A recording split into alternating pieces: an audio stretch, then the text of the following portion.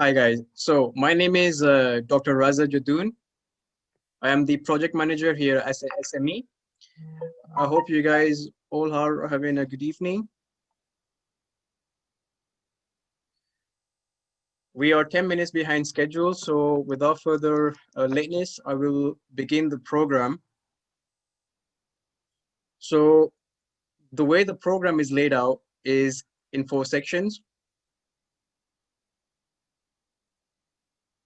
So initially from 6 o'clock to 6:10, it was a welcome part where I had to go through what the webinar is about, who will be joining us, etc., etc. But just to simplify it now, we have joining us today Mr. Mohsin Salim, who is the chairman of Bulgarian Resuscitation Council.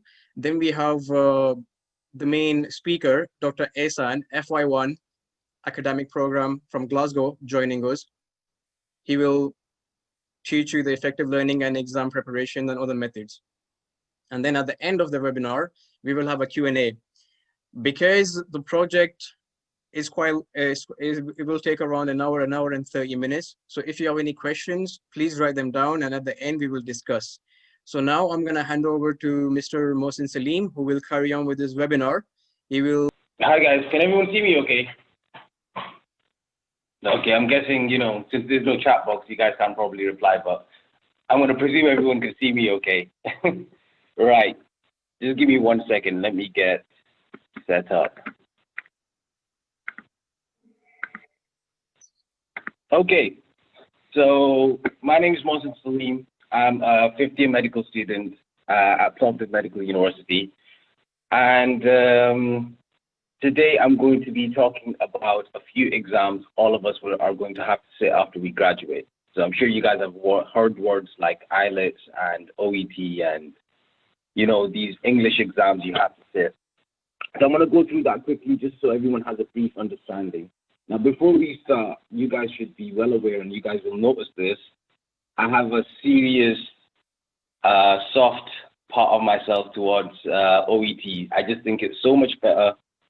But I'm going to show you guys both examinations, and you guys can choose what you want to do.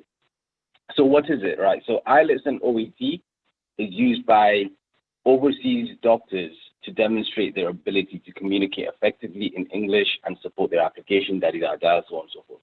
Really what it is it's just the English exam, and the NHS and these different countries where the English is the first language, they just want to know you can talk. Because you can have all the skills in the world, but if you can't communicate effectively, that makes a major problem, especially as a doctor. So these are the 2 tests you can sit. In terms of the format of these exams, like with any English exam, you get 4 sections. Now this is probably the only thing that's the same in both exams. You get these 4 sections: reading, writing, listening, and speaking. So they vary in terms of the context, they vary in terms of the relevancy to your field, but these are the 4 sections you'll be sitting. Usually it's over 2 days. You do reading and writing the one day, and the next day you do listening and speaking. You sit the test, you get your results in like a week, and then, if you get it right, you get it right. If you don't, you don't. So let's compare these 2. Relevancy. Okay, so again, OET, it's related to healthcare, whereas IELTS is anything, right? What I mean by that is the OET exam is specifically designed for healthcare professions, yeah? IELTS is designed for pretty much anyone for multiple reasons. And when we talk about the types, so OET, you have 12 types, and IELTS, you have 2 types, right? Now, the reason you have 12 types in OET is because each type is for a specific type of health profession. So one's for doctors, one's for dentists, one's for occupational health workers, one's for dietitians, so on and so forth. And that changes around. IELTS, there's only 2 types.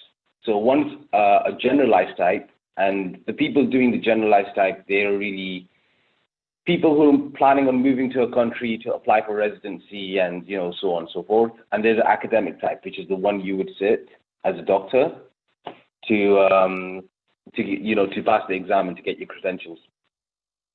So again, the whole point is OET is tailored to health professionals, whereas IELTS is just very generalized overall.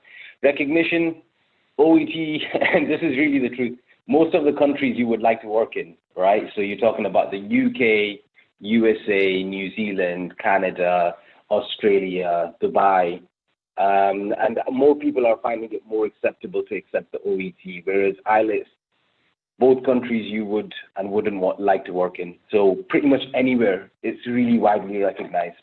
And that's the advantage of doing IELTS. If you're planning on moving somewhere, not mainstream in healthcare, IELTS is usually accepted over there. Now, the two main things that a lot of people quibble about in terms of these two different examinations are price and availability, right? OET is a lot more expensive. For the love of me, I can't understand why, because it's really the same process. But I guess because it's not as available and only certain centers set it up, they make it more expensive. So yeah, these are UK prices. I think it depends on what country you're doing it in, but these are UK prices. So £320 roughly. IELTS is just about half the price, so £180. Again, it's relevant to what country you're doing it in. Availability, OET, so I know I've wrote 24 times a year. This is sort of pushing it even. They usually do it like even once a month, a lot of centers. And during COVID, like they just completely shut it off altogether. Whereas IELTS they were still doing some IELTS examinations during the whole lockdown. And IELTS on a normal basis, they'll do it all the time. So, you know, pretty much every week. So you can book it in like multiple centers. You can book it for whenever is good for you. The gradings are slightly different. So in terms of when you sit it for a doctor or a dentist wanting to pass one of these English examinations, so remember we talked about you have 4 sections, reading, writing, listening, speaking. You need a minimum grade in each section, right? And for OET, it's a B, right? For IELTS, it's a 7.5. If you get 7.5 in 3 sections and you get a 7 in 1 section, that doesn't count. You have to get a minimum of 7.5 or a minimum of a B in each section. So we have A, which is equivalent to like 8 or 9, quite hard to get. B is what you're aiming for, 7 to 7.5. C plus, 6.5. There are lower grades, but you know, I didn't go into them. I'm hoping you guys aren't planning on getting them. So it does go all the way down to an E. Okay, let's jump into the specific sections of these exams, right? So the trend I use is on the left, you're going to see OET. On the right, you're going to see IELTS, right? So remember, OET is more specifically tailored to you for your profession. So over here in the reading, they'll give you like a paragraph or 2-3 paragraphs to read, and then they'll ask you questions on it. So the various symptoms of a patient who has taken too much paracetamol, the precise levels of paracetamol in the blood which require urgent intervention, so on and so forth. So basically, this is mainly talking about overdose of paracetamol. This, I don't really even have a clue what it's talking about. It's a vodka note. The government had a good vision to store helium, and the question now is, will the corporations have a vision to capture it when extracting natural gases and consumers the wisdom to recycle? Like, so yeah, it's a bit of a funny one. It really is a bit of a funny one. And then it'll ask you to really like fill in the blanks, or you could even get a different layout where it asks you the same format, short questions, and you have to fill them in. Again, like I told you at the start, I tend to prefer OET. I've not sat either exam. I'm planning on doing it later in my 5th year. But I'm definitely going to go for the OET because, right, so you all know what the medical term for swelling is, right? If I get a random person on the street and I ask them, what's the medical term for swelling? You know, they won't know because they just call it swelling, right? But we call it edema because that's the medical term for swelling, and that's really common knowledge for us. So when you're going through these questions, if that's the question, what the medical term for swelling is, you already know the answer.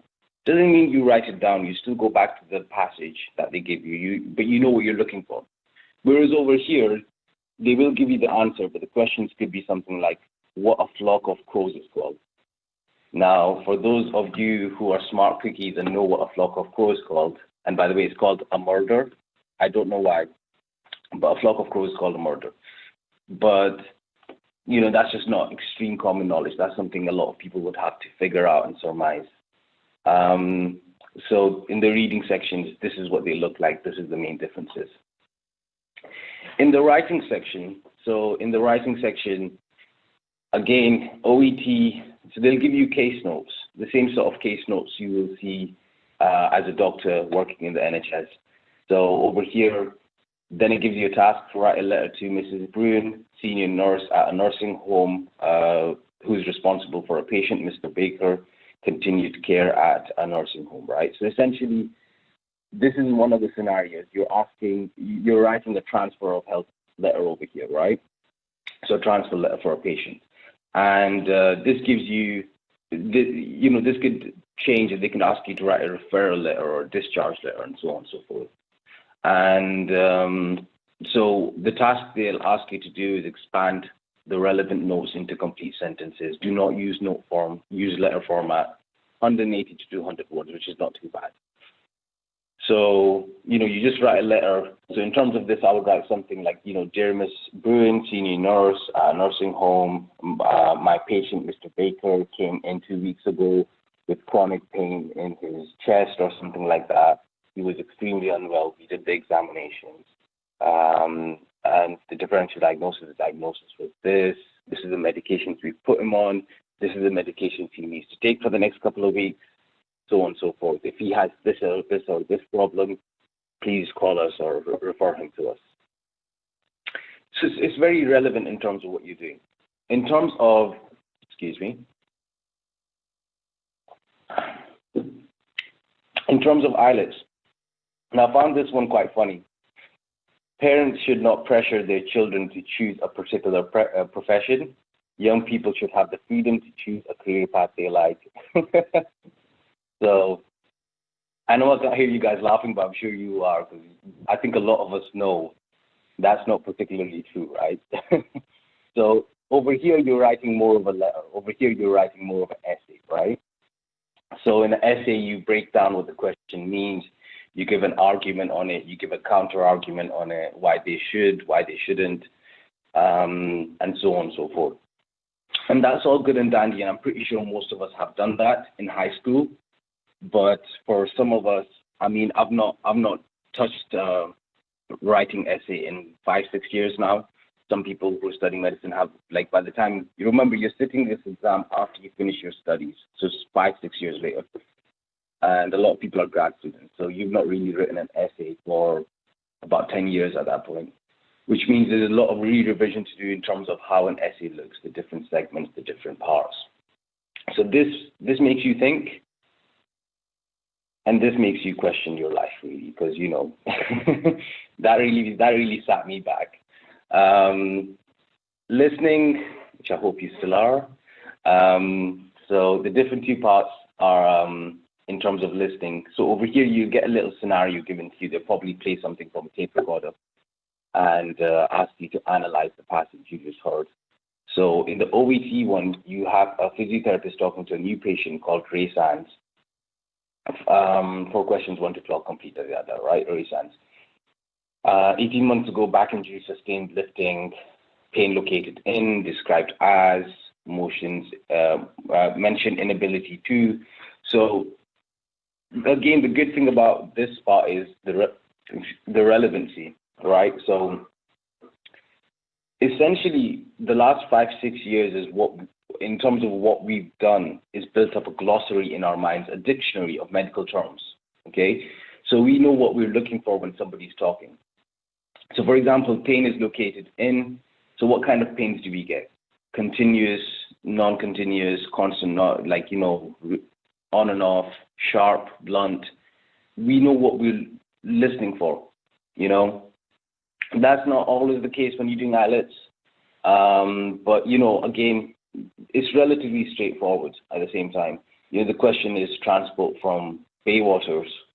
So express train leaves at, nearest station is, number 706, bus goes to, and then, you're hearing somebody talk about this, and, you have to fill in the blanks. So again, this is things you're going to do anyways, and this is sort of the format you're going to do anyways when you make the case notes. So this will show you the way to a better patient diagnosis. This might, you pass your English exam, but really at the end of the day, the only extra thing you learn is the way to the beach. So, again, advantages and disadvantages. Speaking, I do apologize for the horrible pictures, but, it's the best I could do. So in terms of speaking, so essentially, usually you're doing it with somebody sitting in front of you, and I think with the OEC, from what I've heard, and remember, the exam varies from place to place. It's not completely standardized. They like doing things a little different. IELTS, relatively the same process. Although in some countries with the IELTS, they make you do stuff on paper instead of having a computer in front of you, which makes it a lot more difficult to edit. It's just what they have available, really, and what they're working with. But over here, you'll get, so a doctor, your GP, a 27-year-old teacher comes to your surgery complaining of a severe one-sided headache. So, has a family history of severe headaches, triggers, starts when consuming wine. So essentially, you get asked to talk about tasks, which you've been doing for the last 5-6 years as a medic or a dentist, right? So take a history of the complaints, explain the need for a neurologist, reassure the patient why you think it's migraines, treatment options. And the way you want to go around this is okay, they'll have a person in front of you. Your examiner will be like, okay, pretend I'm the patient. So, you take your history, and then you just reassure them, okay, I don't want you to get worried, but I believe it's migraines, and I believe this is what's causing it. In terms of, don't worry, it's very treatable in terms of treatment options. Really, that's it. With this, it could be easier, it could be harder. It just depends on the question. You don't really know what's coming to you. So describe something you own, which is very important to you. And you have 1 to 2 minutes to talk about this. I need to sit back and really think. I'm not a sentimental guy, so I'd have to really think, okay, what I own that's important to me. This question would be hell for a minimalist, right? Because they're completely non-sentimental. So it's nothing. And you have to describe all these different parts. So you can't really make something up either. So yeah, you could say, okay, my watch or my phone or something like that. Again, be careful. This is not therapy. Don't waffle. I think the key to any speaking exam is just say what you need to say and be direct about it. Be concise. Don't blather, because that's something no one appreciates, especially examiners and your patients in the future. There's no point going on and turning a 2-minute, a potentially 2-minute conversation into a 30-minute one. Time's precious for everyone. You don't want to waste anyone's. So straight to the point, boom, boom, boom, boom, boom. Let them know it's not therapy. Don't confuse it with therapy. Don't just sit back okay, it all started when I was 4 years old when I had a teddy bear called Fluffy Ears. And yeah, that's just got to go into a tango you don't want to dance. So what to choose? Again, there's no right option over here. The thing is, a lot of people don't. The reason I'm really wanting to get this message out there is because a lot of people don't know exactly what the OET is or how it works or if it's better or worse. So I really wanted to increase awareness of that, just to let you guys know you have options. The problems I've specified, number 1, it's expensive. Number 2, it's not available everywhere. But for the people who are in 1st to 5th year, because most people do this exam after they graduate, they only have a month to sort it out, and then they have to move back, so on and so forth. They don't have a lot of time to set up an OET exam. But if you guys are aware of it well ahead, you guys can sort it out financially or book it early on. If you have to travel to do it, which I know a lot of people have to do, so you guys can arrange that. And generally, most people I've spoken to about this, because I've not done any of these exams, so I really had to just make a lot of calls to my friends in who just graduated and I asked them about their experiences. So most people I've talked to about this told me, IELTS was fine. I did it the first time. I would have done the OET, but, there's no centers for the OET in Bulgaria, which, it was just what was available. At the same time, the people who quite struggled with the OET, who quite struggled with IELTS, ended up just going and traveling and doing the OET and they passed. I've heard of a lot of people fail IELTS. Again, English is a very complex language. It's a struggle for some people, but with OET, it's just more about knowing your job well and, it's very basic knowledge. So I've actually not heard of one person fail the OET. I'm sure there are people, I've just not spoken to them, I've not heard of them. Whereas IELTS, I've met plenty of people who do that. So since we all love numbers, let's discuss some numbers, right? So here's the median grades for 2018, right? Medics, they're doing relatively well. So on average, they get Bs, which is what you need, a B in every section. So about 50-60% of people are passing with those grades. This doesn't, you got to remember with the average, some people are getting more than it, some people are getting less than it, So a lot of people can get A's as well. Dentist is just about the same. Again, remember I told you there's 12 different types. So you get one from nursing, occupational therapy, optometry, so on and so forth. The only people who got an A in this whole thing for speaking was speech pathologists. So no surprise there. With IELTS, so this is a statistic for IELTS. I think this is also for 2018, but it's on their website. You guys can check it out. So they did it by reason, because remember, the academic exam isn't tailored to a specific profession. It's just if you're traveling to a country to hoping to go and work there, go and register as your profession. So they took everybody's reasoned out for it. So people who were registering as doctors, so remember you need a 7.5 in all sections. So 27, 21, 5%, pretty much everybody, like 50% of people passed, Dentists seem to struggle a bit more with IELTS. So, this more like 20-25% of them managed to just get in. And if you're planning on doing IELTS for personal reasons, you're not going to go very far, I'm afraid. So 8% people actually got more than the barrier.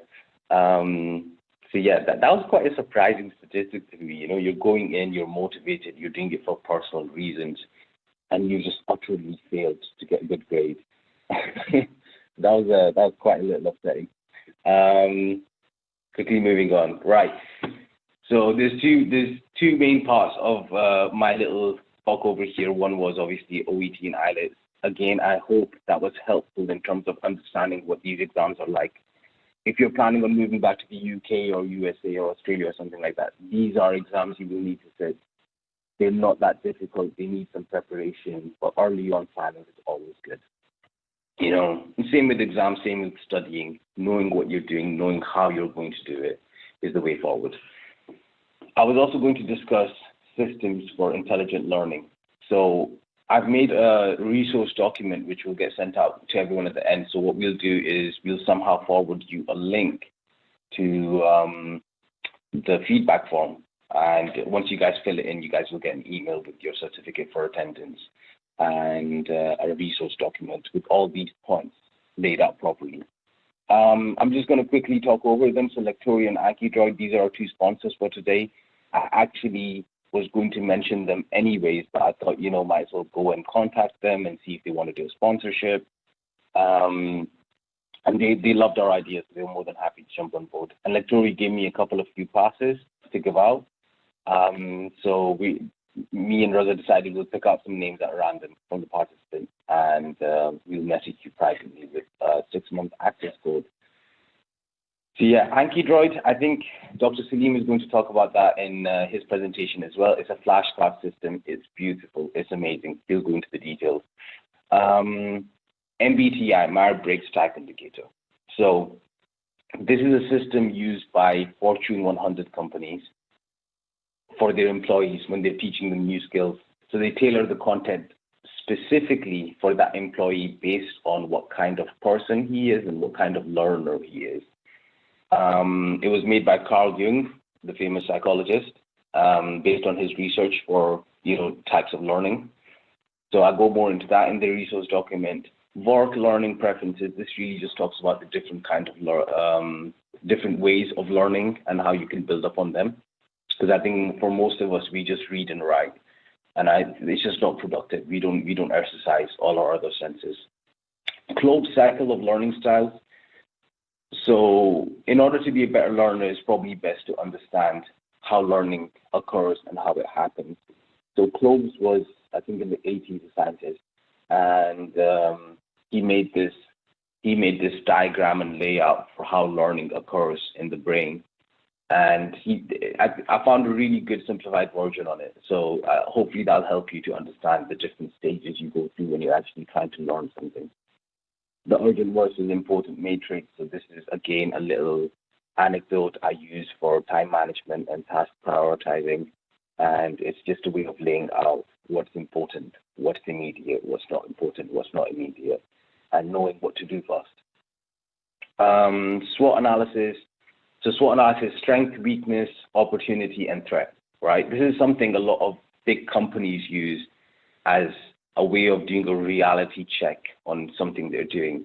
So I do this quite regularly for every 3-4 weeks in general, and then for exams as well. And if I'm working on a project or if I'm working on a webinar, I'll make a SWOT analysis at the beginning and at the end. And it helps me understand where I am, what I need to work on, and what I can capitalize on in terms of my strengths and my opportunities. Right. Well, now you can English. So funny quick story, one of my friends, great guy, but he really struggles with English. And he finally passed the IELTS after trying for 3 times. And after he passed, I messaged him, like, congratulations. And he replied to me, he's like, now I can English. And I just couldn't breathe at that point. So hopefully you can English as well. Thank you so much, guys. I'm going to hand it over to Dr. Salim, because I know we are a bit behind schedule. So he'll just start with his presentation. If you guys could just give me 2 minutes, and we'll get that started for you. Thank you so much.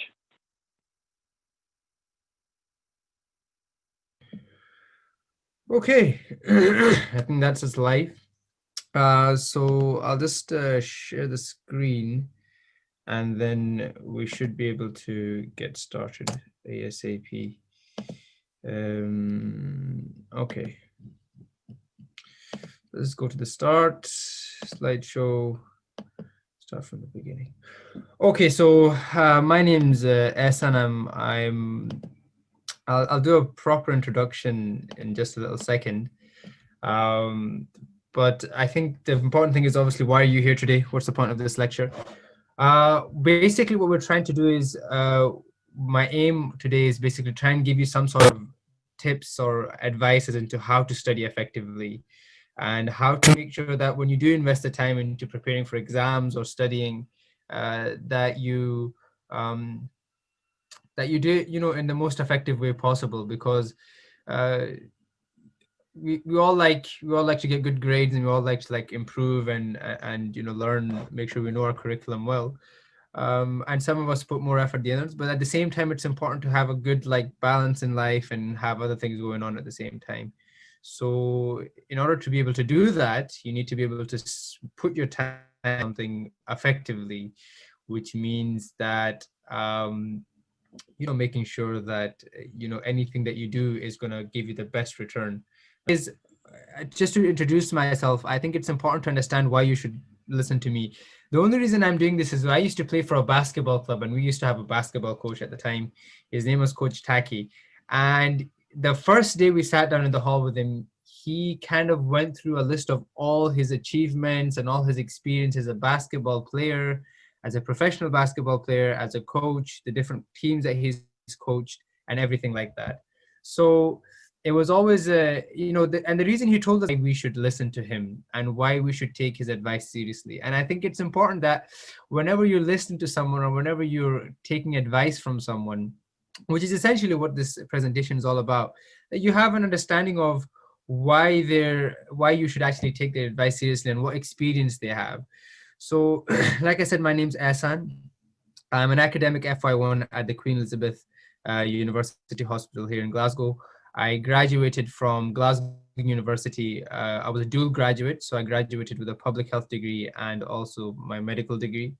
And I was able to finish in the top 10% of my year overall for my degree. And yeah, I passed with honors. So this is why I feel like I want to share my experience with you in order to see if you can take some things from it and hopefully give you, better results than I've had. And what I'll show you here isn't, out of the ordinary. You probably could find this stuff on the internet if you looked hard enough, but I'm going to try and give it to you in a concise, kind of way, and also make sure that, I share some of my experiences with you, some of my practical experiences with you, that basically will allow you to see how I've implemented these different things throughout my studies, for my 6 years of university, which felt like a very long time. So without further ado, let's get started. So basically, first of all, you need to understand why it's so important that you know how to study effectively. We go through our entire lives studying without ever actually knowing how to study effectively. No one ever sits us in class and says, actually, yes, you need to learn, the different molecules in chemistry, but this is how you do it, or this is how it's done. No one ever does that. Or no one ever actually says, okay, you know what, instead of like making hundreds and hundreds of notes, you should try doing this instead. And I've also been a tutor for the past 10 or 11 years. And I find that some of the hardest working kids that I've had, the pleasure of teaching, have basically just worked very hard, but not studied effectively. They just make hundreds and hundreds of notes, they read over and over again, but they don't really do the right techniques, the right ways to basically make sure that they actually retain the stuff that they learn. And it's got nothing to do with how hard they work. They work very hard. It's just they don't have those tools. And I find often is when I tell them, try this technique or study this in this kind of fashion, that they see a massive improvement in the results. So it is effective. And I think it's important to know how to actually study as opposed to just, studying. Let's try and understand your brain a little bit. Your brain is incredibly lazy. It will try and avoid work if it can, right? So anytime that you tell your brain to do work, it will think of something or, put a block in the way to try and avoid doing work. It's incredibly, it just doesn't want to work. It's trying to conserve energy, conserve those calories. But it's also incredibly powerful. Your brain is so powerful. There is an unlimited memory storage in here. We haven't even figured out the most basics in terms of depth. There are people who can see things and remember them forever. There are people who remember dates to the exact minute and time of when things happened years and years ago. So it's an incredibly powerful machine, but it's actually a bit like a wild beast. It's very powerful, but it's untamed. It's difficult to make your brain do what you want it to do. And that's what we're kind of doing here.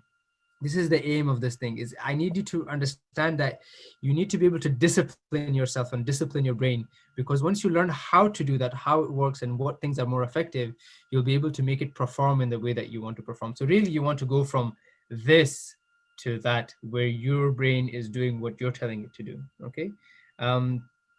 And that's the kind of aim of this. Right, let's continue. Yes, what I was trying to say is that your mind's actually pretty rubbish. This is something called the forgetting curve. It was done by a scientist or psychologist a long time ago. It looked at how quickly you forget new information over time. And basically what it does is that he basically gave a group of people some words to memorize and some words to learn. Okay, and what happened was that he realized that as soon as you learn something, you get to 100% of the knowledge that you need. And then as the time goes by, it basically decreases and decreases and decreases, right?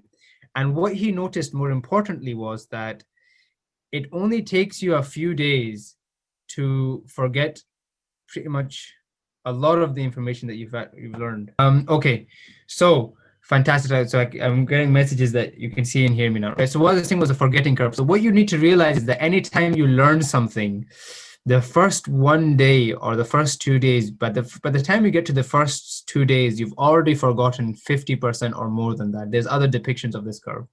And so what really helps you to prevent this curved loss of knowledge is when you recap.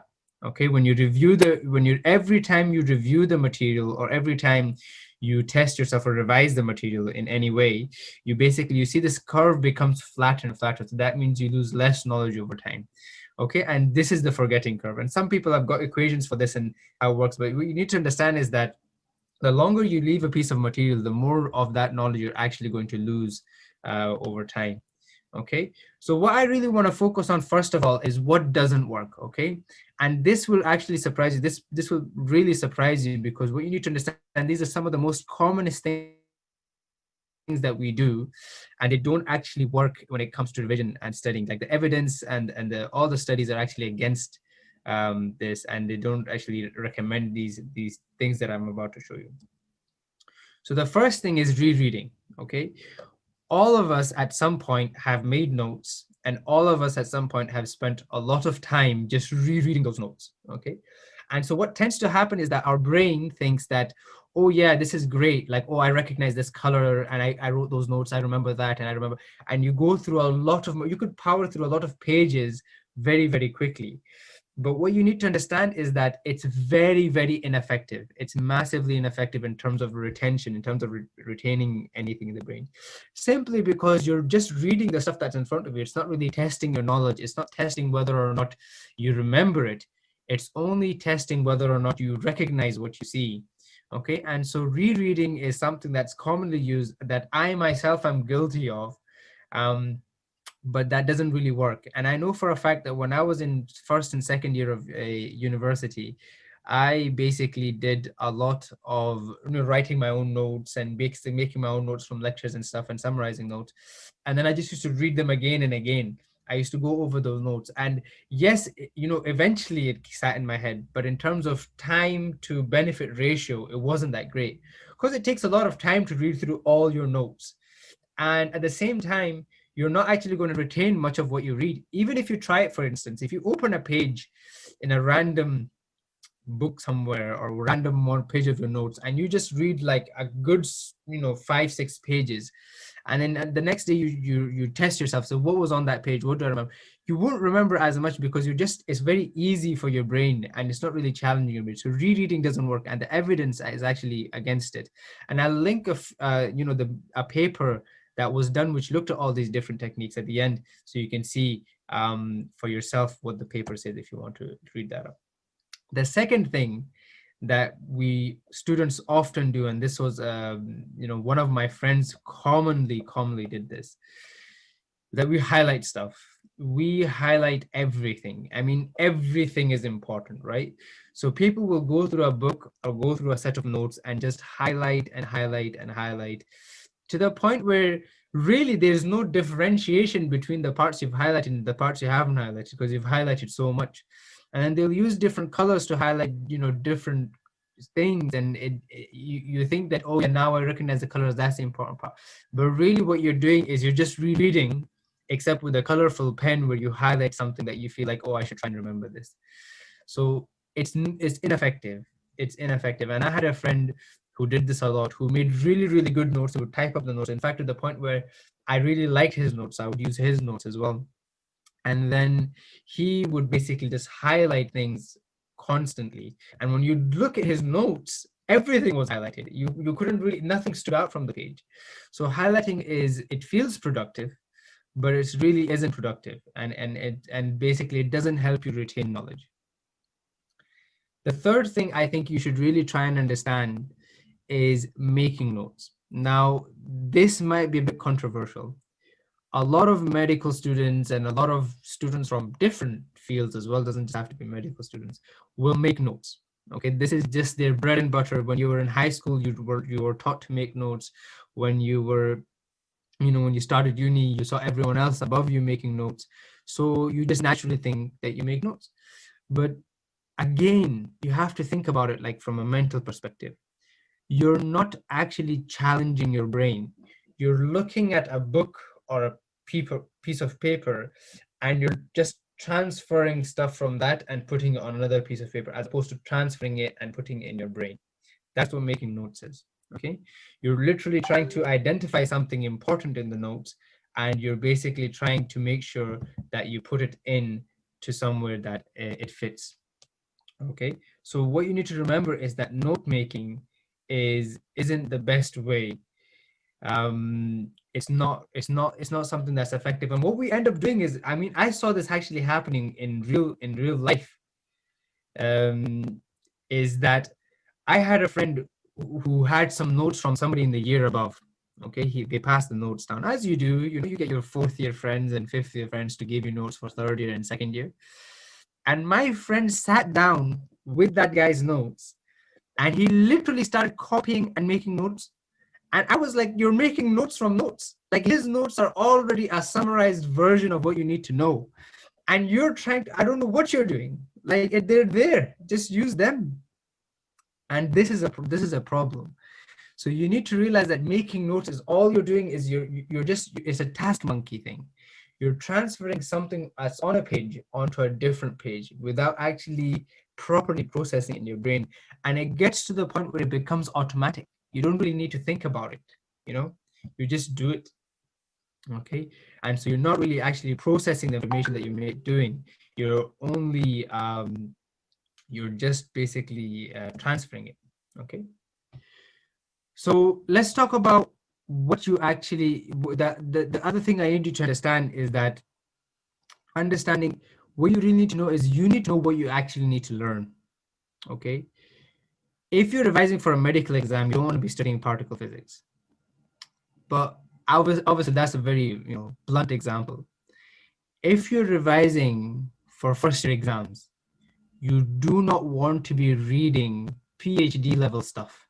Okay, and the only way I can really illustrate this is a story that I tell every student that I come across, right?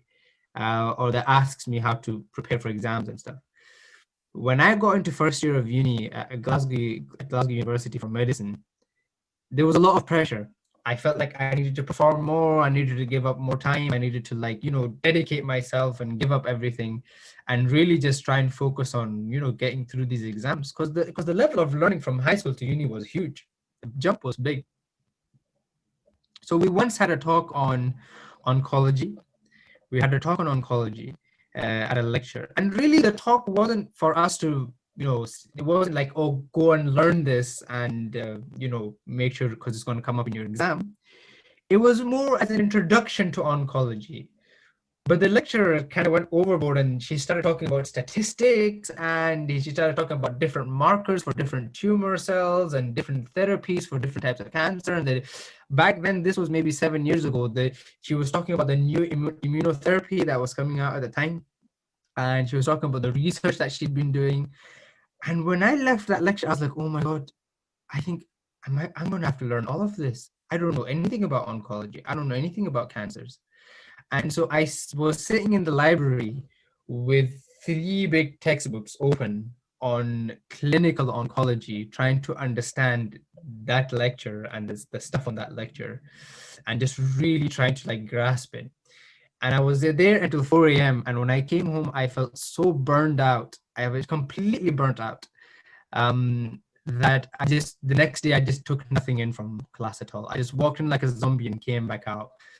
And it took me a while to realize that the lecture that presenter gave, it wasn't intended for us to go away and just learn the minutiae detail. Well, the stuff that I was reading was PhD level oncology. It wasn't stuff that I was going to need at all. But it's because I didn't really understand what I needed to learn. I didn't really, you know, grasp my curriculum, didn't really understand what section of this is relevant to me. And this is why I have a rule or a practice, really. When I was in second year, before, at the start of the year, I would meet with one of my friends from third year, the year above me. And I would just say to him, listen, man, can you just talk me through what it actually is that I need to learn. Can you just tell me what their expectations are and what I really need to grasp in order to make sure I pass the exam? And the reason I was asking him is because this guy had just been through the whole experience. He'd just, started third year last year, and he'd, got all the materials, gotten all the lectures, got all the ILOs and, the learning outcomes and stuff, and actually sat the exam. And so he had good, people say everything is 2020 in retrospect. He had that 2020 vision that I didn't have. So I was like, I need you to tell me what you would change about your studying or what you would do differently. And so based on that advice, I would plan or I would, focus my studies accordingly for the next year, because it would help me understand, okay, this stuff is garbage. It's there in the lectures, but it's garbage. I don't need to learn it. And this stuff is really useful. This is the stuff they're really going to test. And I know this because the guy who's done it previous years told me that this is how it works. Okay. So this is what I'm trying to say. You need to know what you're actually learning. And that's very, very crucial. Okay, so don't stay in the library until 4 a.m. learning about clinical oncology because it was on a few slides of your lectures, presentation. You need to understand what are they actually expecting from me and what do I actually need to learn in order to pass the exam or whatever it is, right? So now that I've kind of done the basic things about things not to do and things to kind of avoid, what I'm going to talk about now is basically some key techniques. There are two main ones. Some key techniques and how you can apply those techniques to make sure that when you learn something or when you read something or when you attend a lecture on something, that you really, really retain it in your head as opposed to just like having it on notes. And the first thing I want to talk about is something called active recall, right? Active recall is when you practically test your brain to see if it remembers what you read an hour ago or 50 minutes ago or a day ago or 2 days ago, whatever it is, right? The key part is that you're testing your brain, right? How does this differ from everything that I've told you not to do? Rereading does not test your brain. Rereading tests your eyes. All it does is make sure that your eyes are working and you can actually read stuff. Highlighting stuff does not test your brain. Again, it tests your eyes and your coordination. Can you put a highlighter to a thing? It doesn't test your brain. It doesn't challenge your brain. And so note-taking also doesn't test your brain. It doesn't actually test it because all you're doing really is you're basically, just copying from page to page.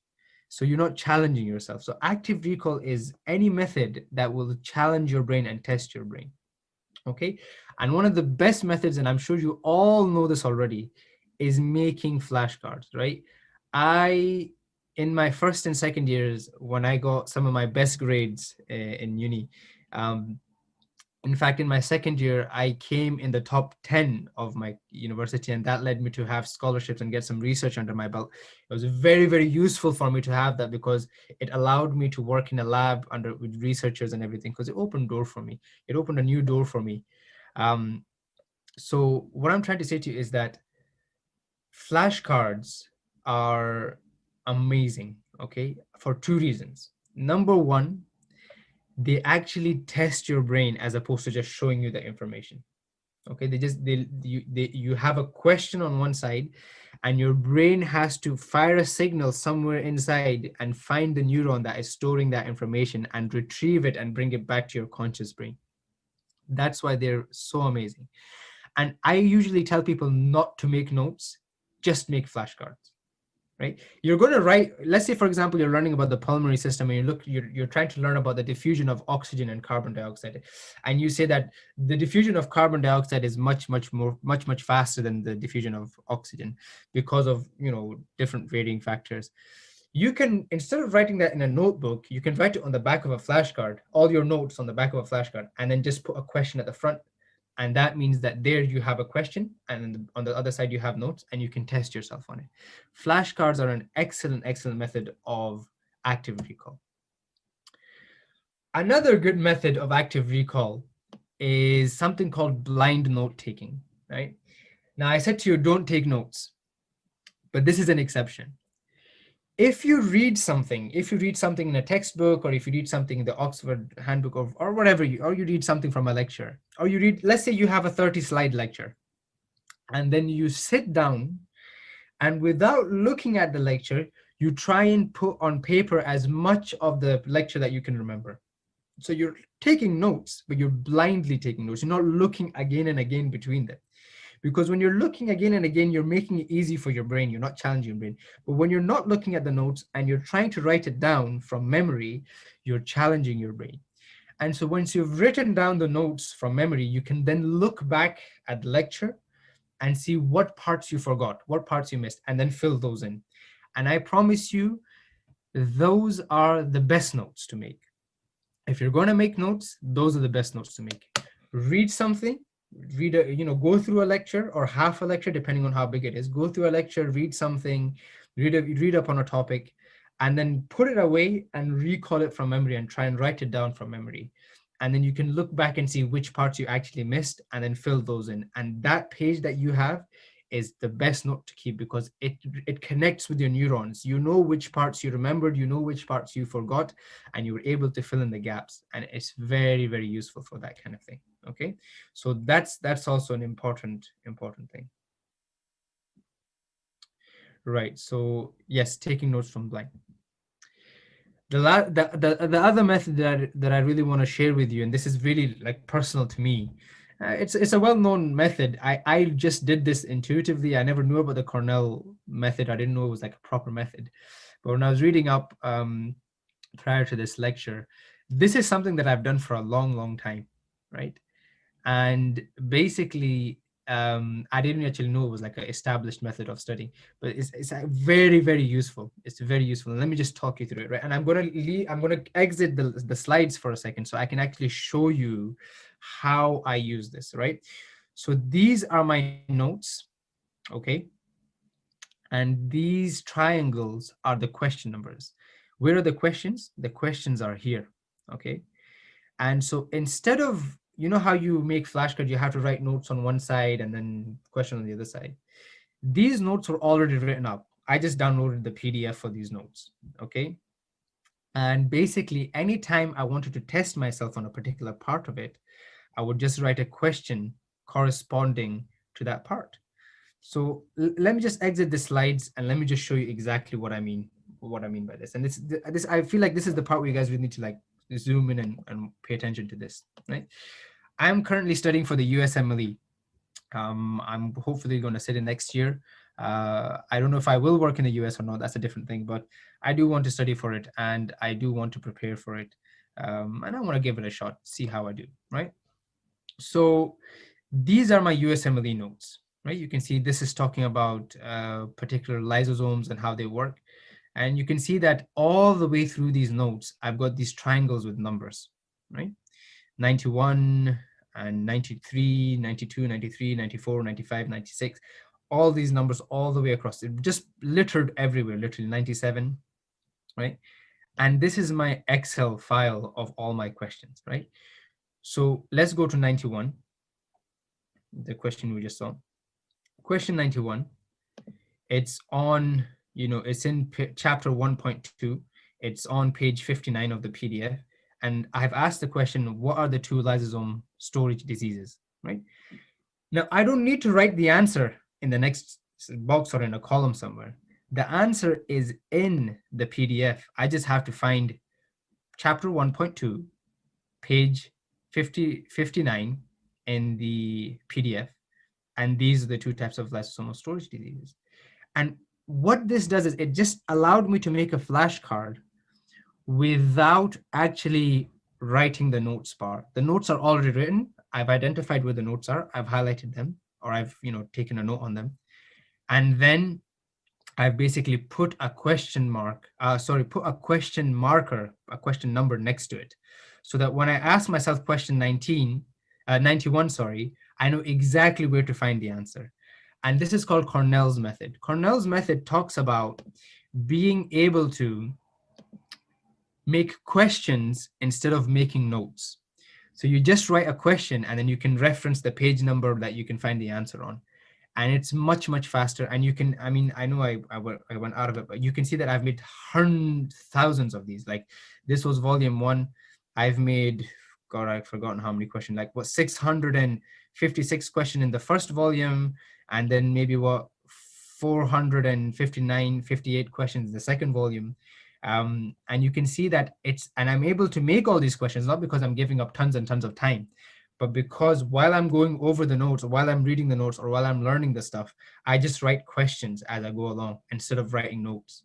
And that means I have something there that I can use to test myself later on. And it's much more productive. Okay, it's much more productive that way. So this is the Cornell method of note taking. Okay, so turn your notes into a test, right? Using all senses. Now this sounds a bit cringy. I can appreciate that. Okay. No, what I'm trying to say to you, use your all senses, is you have different types of memory. You have different types of memory. You have visual spatial memory, so things that you've seen. You have semantic memory, so things that you've done physically. You know, when you're driving a car, you know how to drive the car. You don't have to think about it. You can think about anything else apart from driving a car and still get from A to B without having any issues. That's semantic, that's automatic memory. And, you know, reading something is a kind of, you know, a certain type of memory. When you do something, when you go through an event, like, you know, any event, or you visit somewhere, that's episodic memory. So there's different memories in your head. And the best way to learn something really, really well is to use your different types of memory to try and take that information in. So this is why when I was in third year of medical school, I don't know why Glasgow Uni decided to do this, but every Monday they would have lectures starting at 9 and finishing at 5. So that's 7 hours. That's 8 hours. 8 hours. So you would have about 7 to 8 lectures within those 8 hours. Okay. And I promise you, it doesn't matter how intelligent you are or how smart you are or anything. By the time you got to hour number 3, you're sleeping. Okay. You're just, your brain isn't even there anymore. Okay. It's massively exhausting. In fact, there are pictures of me that my friends have taken where I've been studying the day before, turned up to the lectures really tired, and then just having fallen asleep in the lecture itself and just drooling. And there's a picture of me that it haunts me till this day. But I made a point of going to the lectures. I really, really made a point of going to the lectures. I got into a good routine. I went to sleep on time. I make sure I had my, 7, 8 hours full.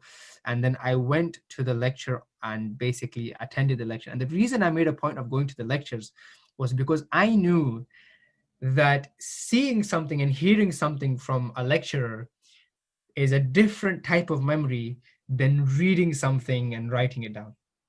They're two different memories, because when you see something and hear something, it stores it in your episodic memory. It helps you. You'll say, "Oh, I don't remember." You won't remember many things from that lecture, but you will remember 2 or 3 or 5 key points that will really help you consolidate the knowledge that you will learn by reading and writing later on. And what tends to happen is when you're reading and writing later on, you basically remember stuff from the lecture or the stuff that the lecturer said, and you can start connecting things and making it, and it makes a lot more sense. So this is why people say clinical experience can never replace any amount of knowledge that you can have in your brain. Because when you're actually there and you're doing something with your hands, or when you're actually there and a consultant is telling you, no, this is what's happening with this guy because of this, this, and this, or he explains to you how anemia or iron deficiency works, then you will never forget it, because that's a different memory to actual reading and writing memory. Okay, and a good example of this is I had a surgical placement in Inverclyde Hospital just outside of Glasgow, and there was a German surgeon there. He was a German general surgeon, and he put us in a room, me and 3 other medical students, and he was going to give us a little bit of talk, and basically asked a very simple question. He says, if someone comes in with abdominal pain, what are you thinking about? Right? What are you worried about? 50-year-old man comes in with abdominal pain, what are you worried about? We thought of everything. We thought of, constipation, diverticulitis disease, angiodysplasia, splenomegaly because he has some sort of rare hematological condition. We literally thought of everything, but we missed the most basic thing. We missed that. He said, why haven't you said AAA? You could have an abdominal aortic aneurysm that could have teared. It comes in with acute abdominal pain, central abdominal pain. You've just missed the most obvious thing. But now I will never miss that again. not because I read it in a book. I knew about the AAA, and I knew about the symptoms, and I knew that it was important to rule out. But because I did that session with him and he taught me, and he pretty much embarrassed all three of us for not getting it, I will never forget that. I will always remember that if I see an elderly gentleman coming in with central abdominal pain of acute onset, I need to rule out AAA. I will be thinking about it because of that, practical experience that I had in person. So it does make a difference to use the different types of memories that you have. Okay, right. So that covers active recall, right? That covers active recall. Active recall really is basically doing things that will test yourself, that will put you on the spot, that will make your brain have to recall something. When I was sitting in that room with that German surgeon, with my other two friends, we had to actively think. We had to put pressure on our brain to basically figure out what it is that he's looking for. And when we didn't get it and we realized how stupid we were, we never ever forgot it after that. Okay, so that's what the things that I talk about when it comes to active recall. Right, let's try and talk about the second method that I wanted to discuss with you is spaced repetition. Okay, spaced repetition is basically giving yourself time to forget something, right? Now, you guys remember this forgetting curve that I showed you before, right? I said to you, there's a forgetting curve, and as time goes, you forget about 50% of stuff. And recapping things will help you remember again, and then your curve will flatten out until it's pretty much solidified. So what you need to understand is that what you actually really need to do is you need to leave a gap between studying something, right? If you study cardiology in the morning, and then you literally revise that same cardiology stuff that you learned in the morning again in the evening, and then you revise it again the next morning, the same stuff, not new stuff, the same stuff again, you have not left a sufficient gap between your learning session or your revision sessions to allow your brain to actually be challenged. What you need to do is to challenge your brain. You need to give yourself some time to forget some of the information, and then test yourself later on to force yourself to try and remember it. Okay, and that's why spaced repetition is so important. And what you'll notice about this graph, and I know this isn't a very technical graph, but it does have some key features. Look at how the gaps are getting bigger and bigger and bigger. The more time you revise it, the more time you need to forget it. And so you need to forget it before you revise it again. Otherwise, it's just too easy. Okay, and remember, we're trying to challenge ourselves here. So spaced repetition is important, and flashcards will really help you with this too. Okay, so if let's say you revise, let's think of a topic. Okay, let's say you revise valve diseases of the heart, okay, in the morning. Instead of revising valve diseases in the afternoon and valve diseases in the evening again, just to say, okay, I'm gonna learn this and that's going to be the end of it. No, you should just revise like respiratory in the afternoon, and maybe endocrinology in the evening, and then revise valves the next day. And then once you revise the second time, then you should revise other stuff, leave like 2 or 3 days between it, and then revise valves again. And so because you've left gaps between, or gradually increasing gaps between your revision of a topic, it will really help. It will basically send a signal to your brain to say, oh my God, I actually need to remember this stuff because I'm being constantly questioned on it, and I'm being constantly tested on it. So this is actually important. And the bigger the more gaps you leave, and then gapped revision, the better your brain will be at realizing, okay, this is important. I need to remember. I can't forget it, right? Remember I said the brain is a wild beast, and you just need to train it. You need to basically be able to know how to make it learn stuff. Okay, so flashcard. Another thing you need to understand about spaced repetition is to do little but consistent work. So I over the lockdown period, I got a little keyboard from a friend, and I've never played an instrument, and I'm not really particularly good at it. So I just said, you know what, he's got the keyboard, he's not using it, I'm just going to use it for a couple of weeks and try and learn the keyboard. So I downloaded some notes and some books and stuff, and I started working through just learning the basic keys and learning how to read music off a sheet. And I got really good. I mean, not really good, but I got to a level where I was like, okay, now I can read sheet music and I can read and play at the same time. The important thing to understand about something like that is You don't need to do 2, 3, 4 hours a day at all. You just need to do 30 minutes a day or even 20 minutes a day, but you need to do it consistently. You need to just do it consistently. Even if you're doing 30 minutes every 2 days, you need to do it consistently. And because you're basically doing little but consistent, it means two things. Number one, you will actually do it, because it's much easier to sit down and prepare yourself for a 30-minute session as opposed to preparing yourself for a 2-hour session of anything. And so you'll actually be motivated and you'll have less, restriction to doing it. And number two, you will actually remember and learn a lot better than you would if you just sat down and did it the 2 hours straight instead of doing 30 minutes every day, you did 5 hours in one day. You would actually learn a lot more if you just did the 30 minutes a day across the week. Okay. So you know how people say you have to do 10,000 hours of something before you become a master of that thing. They don't mean 10,000 hours in one go. That doesn't mean you just wake up every day, do 16 hours of that thing and then go to sleep. No, they mean 10,000 hours spread out across a long period of time before you actually become a master of something, right? So it's not just about being fully intense and just giving it all. So that's what you need to understand, little but consistent. And this is where spaced repetition really, really ticks the box and really just make sure that you really remember, because you leave a gap before going back to something. And so your brain starts to realize that I'm going to be coming back to this again and again. So therefore, I should probably start remembering some of the stuff that I'm actually doing. Otherwise, it's not productive, right? Okay, I want to give you a little example from my timetable, okay? That I just going to show you a little bit about, how my timetable, how I draw up my timetable. I still have a written timetable. It sits next to me all the time on my table, right? This is my beloved timetable. I'm sure you guys can I see there? Okay, I took a picture of it, which I'll show you guys. Sure you can see this. Okay, yeah, you can.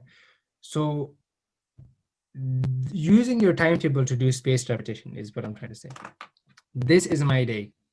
Okay, Monday, Tuesday, Wednesday, Friday, Saturday, Sunday, Monday to Sunday. And I don't divide my day up by hours. Like these hours that I've put down are just arbitrary. I never use them. I just divide my day into 3 sections: morning, afternoon, and evening. And so this is just my generic timetable. Right now, this is from last week, but this was the 3rd of December. But when I had my exams, this was just filled with like different topics like cardiology, respiratory. And I would look at my timetable and I would deliberately space things apart. So if I realized that I was doing cardiology twice in 1 week, whereas I could do something else in that week, I would take it out and I would put something else in that week. Okay. And so this is a very good way of trying to organize your time and organize yourself really in terms of spaced repetition. You can actually visually see where you're putting what and how much time you're leaving between things. Okay, so that's actually pretty important. So using spaced repetition in your timetable is a good way. That's a good way to do it. Is if you put things down on a timetable, you can see how close things are together, and you can make a bigger space between them. Put something else in instead. Okay, that's another thing about spaced repetition. Right. I'm going to spend a little bit of time just going over some other essential aspects, and I'm really going to spend the last few minutes just talking about my personal experiences and how I've gotten through 6 years of medical school and preparing for the USMLE now, and the kind of things that I still do and the habits that I like to keep. Let's focus on some other tips. The first thing you need to understand is you really need to make sure you have some sort of timetable with targets. So if you have a target, you need to basically write it down and say, okay, by the end of this week, I want to finish such and such. Like currently I'm going through basic physiology for the USMLE step 1, and I have a target. By next Wednesday, I want to finish physiology. And that's on my timetable, okay? So having clear target, even if you miss those targets, that's okay. You can just push it forward a little bit. But if you have a target, it's something to work towards. And I want you to look at this timetable. It's obviously just a meme, but you can see this guy's like eating, skipping lectures, memes, eating, crying, overthinking, moaning, memes. This is actually not a bad timetable. And I'll tell you why, for one very good reason. don't get ahead of yourself in terms of a timetable. When you're making a timetable, try and put the fun things in first, the things you really definitely want to do. So if you have let's say if I have a judo class, I'll put judo there. And then if I have a basketball session, I'll put my basketball session in. And then once I know the things I actually want to do are there, then I can actually utilize the rest of the time. Then I don't have any excuses. You know, when you're studying, you're like, oh, no, but I really want to go to judo, and you distract yourself from studying. If you put stuff down on your timetable, like the fun things that you actually want to do, and then you put your studying, you manage to fit your studying, around those fun things, obviously within reason, then what you'll find is you're much more productive when you're studying, because your brain already knows that I don't need to procrastinate. I've got a gym session coming up, or I've got a basketball session coming up. So I just need to, this time I just need to study and then go to my basketball session. So making sure that your timetable has some of the things that you actually really want to do in the week, or societal, or social things that you want to do within reason, means that when you actually slot your study in, you will study, because you're not just looking for a distraction. Your mate can't just call you and say, hey buddy, do you want to come for basketball? You'd be like, no, I've got a basketball session booked in, tomorrow, so I'm going to study today. So there's not going to be things that distract you as much. So don't get ahead of yourself. Don't plan for months and months and months. You need to have some level of flexibility with your timetable, and flexibility is the other thing I really want to talk about.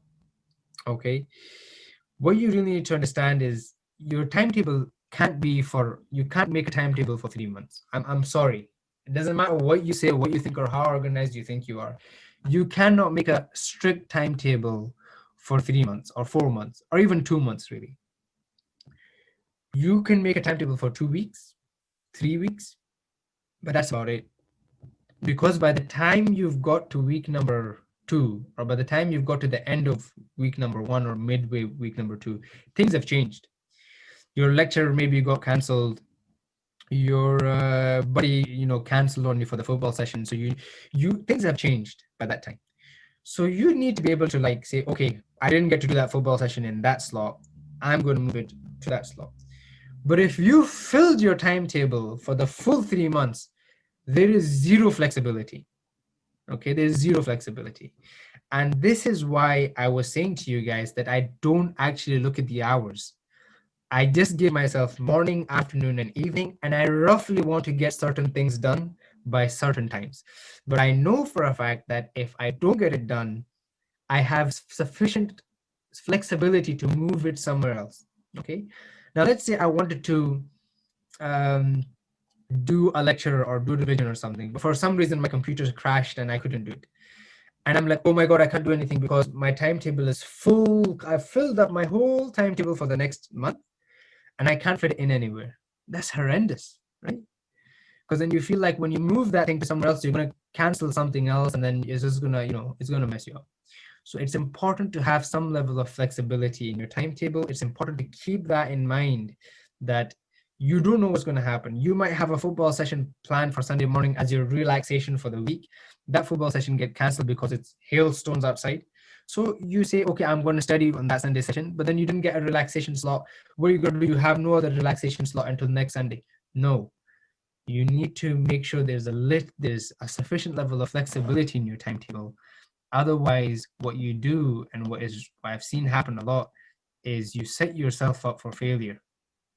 Okay, and what you really don't want to do is set yourself up for failure. Yes, it's good to have targets, but it's really, really important, and more important, to have realistic targets. Okay, and I'll tell you why. If you set yourself a target and you don't meet that target, you work very, very hard, and you work flat out, you non-stop, no eating, or maybe eating, but nothing, no Netflix, no watching the latest drama, not keeping up with Brexit. You're just basically focused. You're like, I want to achieve this target. Great. You work very hard, you learn a lot, you achieve a lot, but you don't meet that target. You fall short.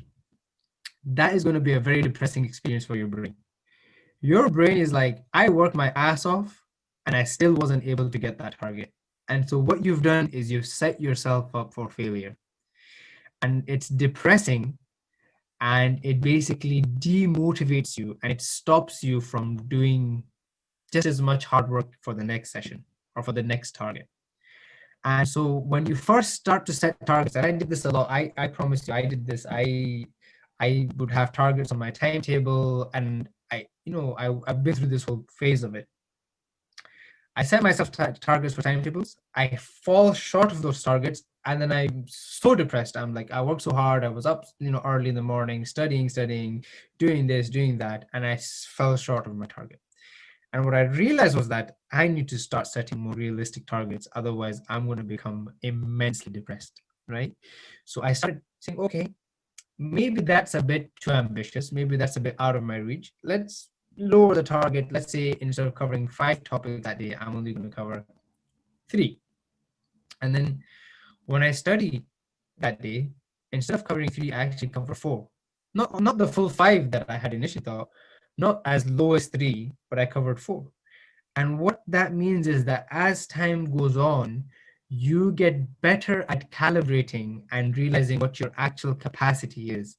So by the 3rd or the 4th week of you trialing and erroring this, you will know exactly what you are able to do in 1 day, or in 3 hours, or in 5 hours. You will know your capacity. And that means you will set realistic targets. So not only will you hit those targets, you will be motivated to hit them. When you hit them, you will feel very, very good. The positivity will just be going shooting through your brain, and you will it'll be a much better positive experience. So setting yourself much more realistic targets is crucial. Do not set yourself up for failure. Okay. Right. I want to talk about a few specific exam points, things I feel like are a bit, obviously those study tips that I've just given you, those effective studying methodologies are relevant to exam preparation anyway, but just some things that are more specific to exams. So the first thing is you need to prioritize. But what I mean you need to prioritize is you need to scope your subject. You need to know what you're going to learn. First of all, before you realize what you're going to learn, what you need to do is you need to understand what is your curriculum. What do they expect you to know to ace the exam, right? What do they expect you to know to ace the exam? And basically that's called scoping your subject, right? So I'll give you an example of this. I did pediatrics in my 5th year. These are my pediatric ILOs, right? These are my pediatric ILOs. And let me just show you, I've got them ready here. This is a wonderful child. And but everything after this gets worse, right? These were my pediatric. Each one of these bullet points is like an entire topic within itself.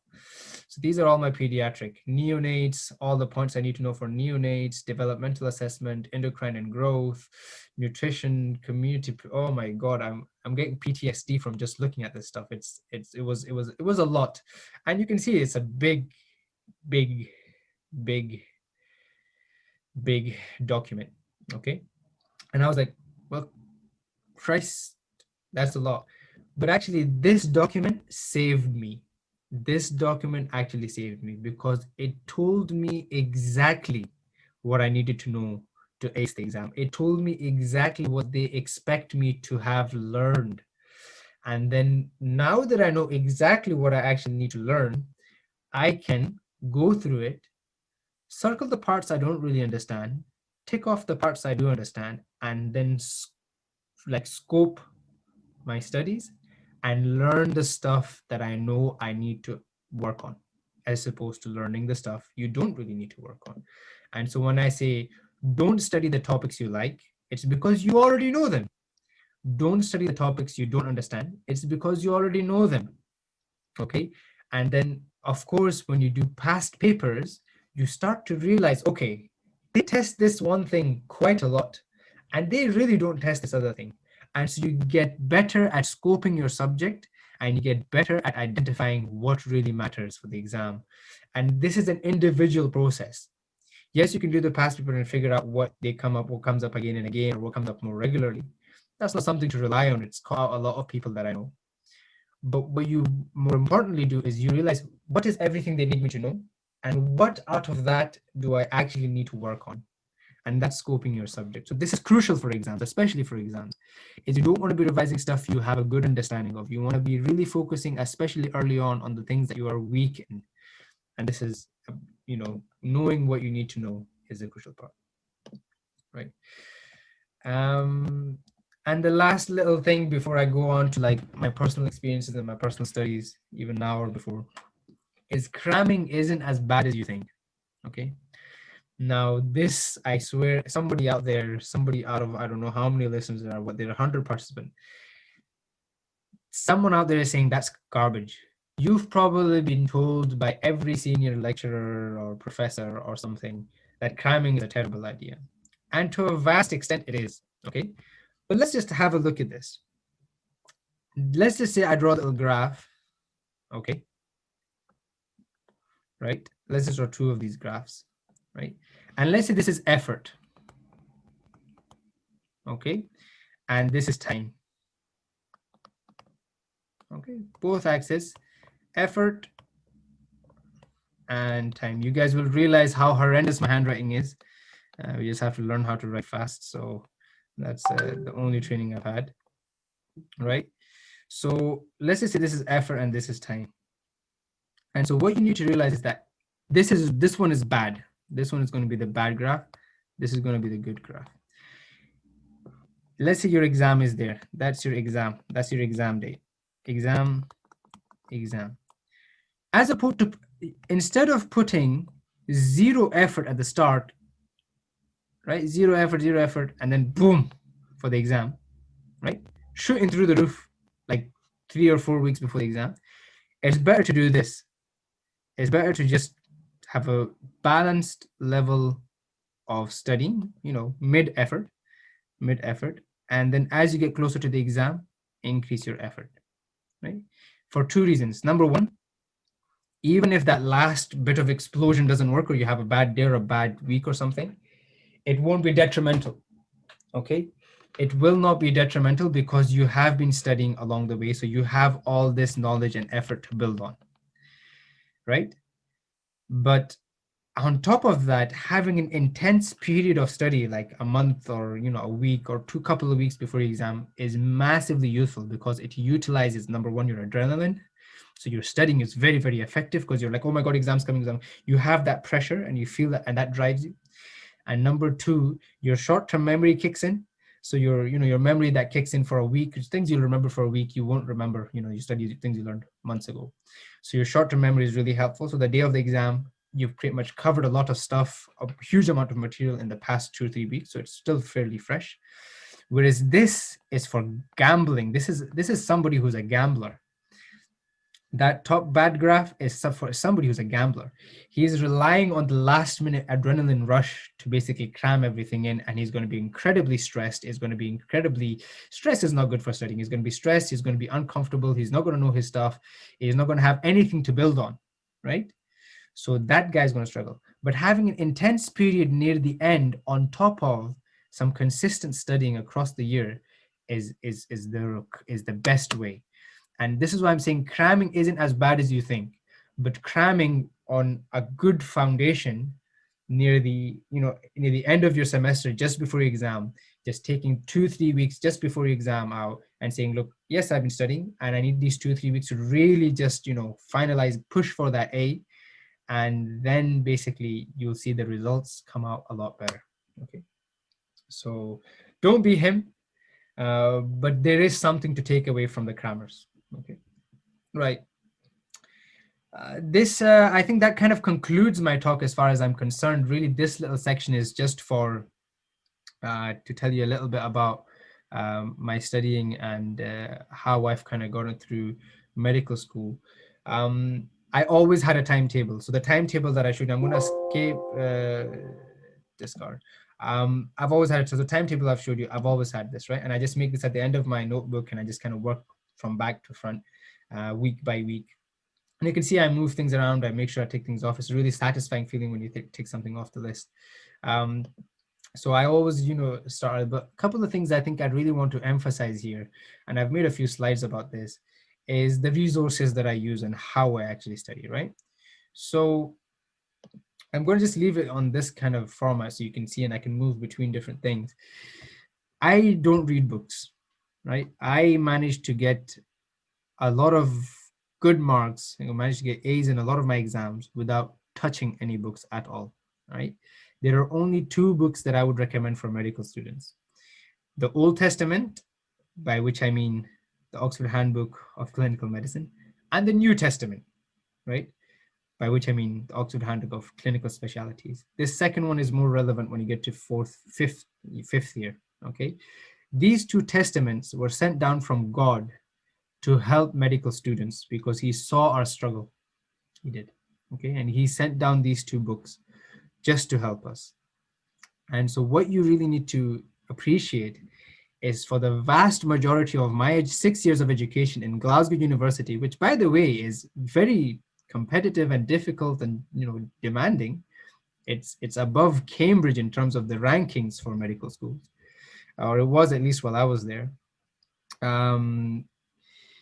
Is that I never used books at all. I used Wikipedia first.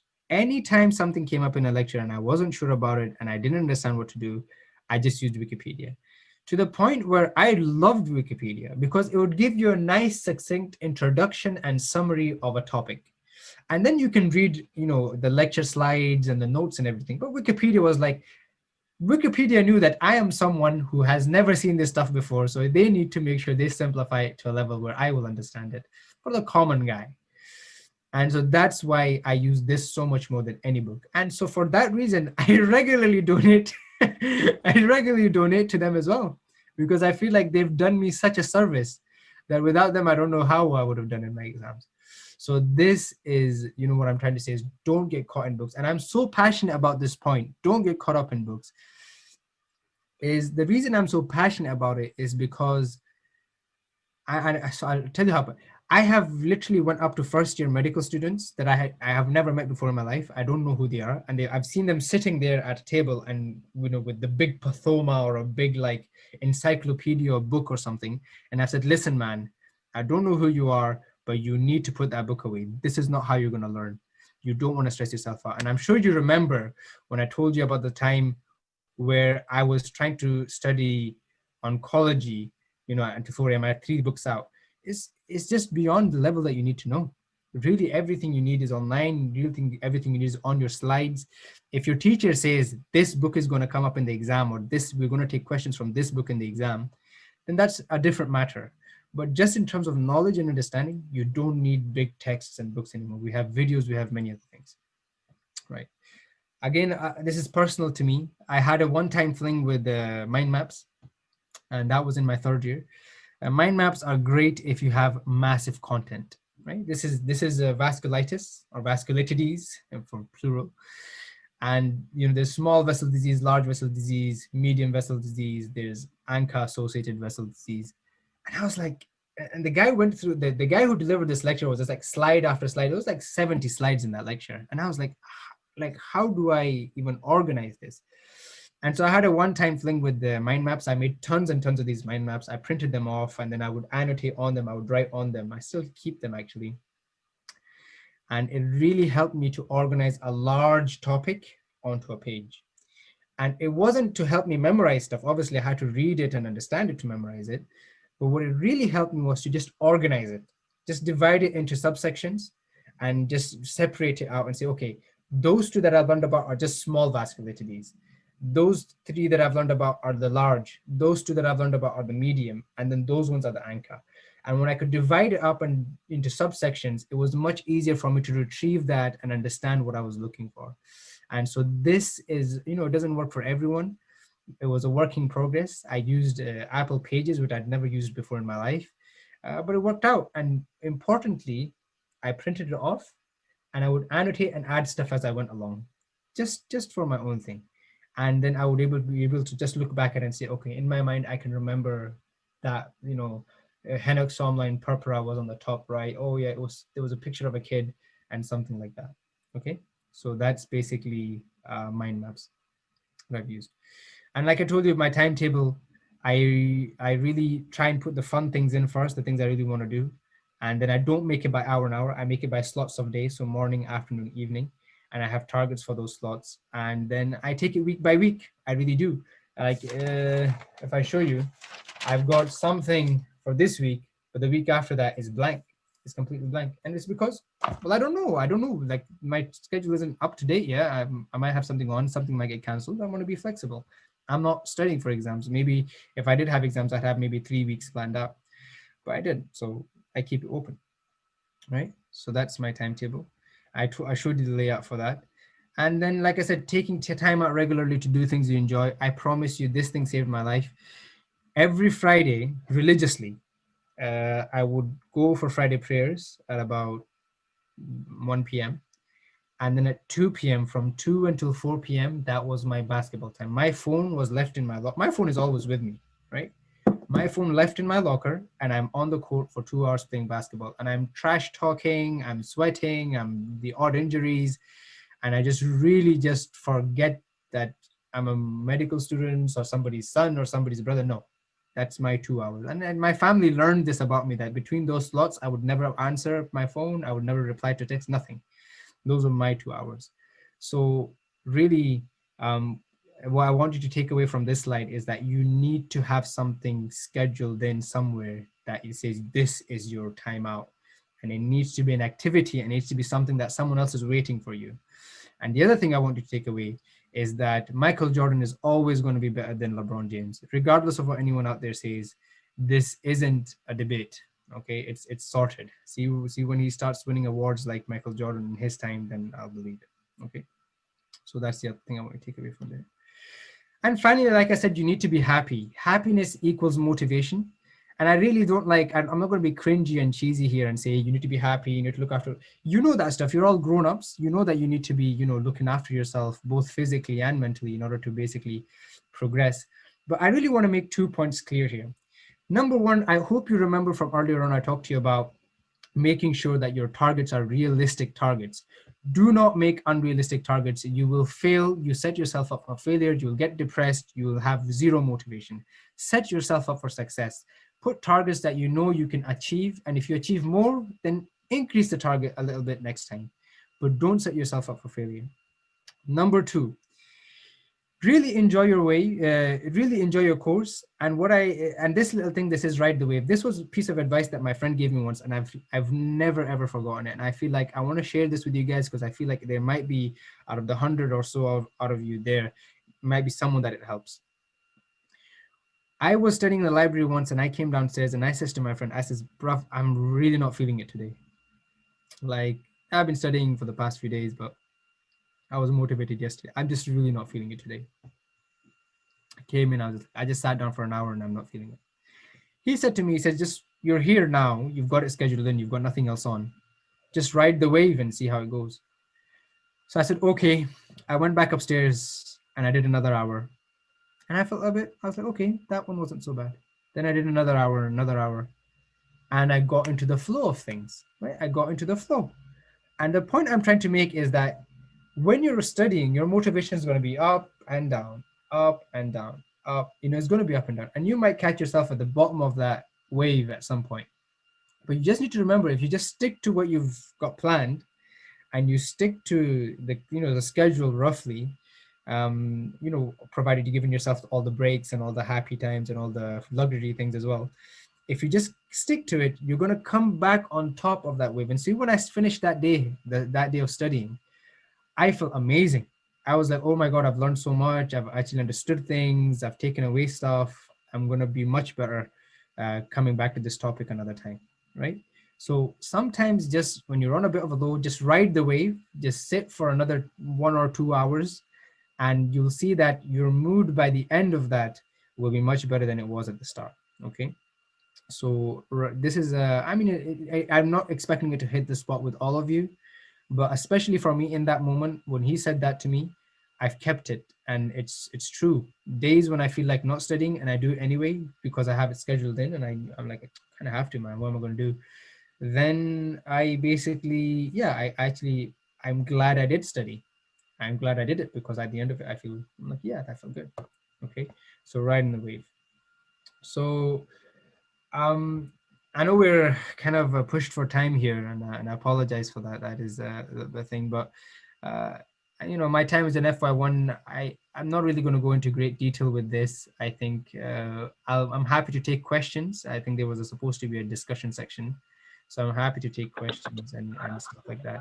If you can scan the QR code, I'd really appreciate it, because feedback is the most important thing. And this is a link to, or this is the name of a study that was done by Jai Dunlosky and some other researchers in psychology, which looked at different educational techniques and different learning techniques, and which ones worked really, really well and which ones worked didn't really well. So if you're interested, you can read that paper and you'll really start to see why or how effective some of the techniques that I've showed you are, as opposed to some of the techniques that traditionally medical students do are. And you will really be astonished by the difference. It's a massive, massive difference. So yeah, like I said, happy to take any questions. I'll open up the chat. If you can scan that QR code and leave me some feedback, I'd really appreciate it. We do these lectures. I want to take, obviously thank SME for giving us the platform in the first place. And we hope to do more things like this, more relevant, more specific to you guys, and leave us comments to see what you might want next time.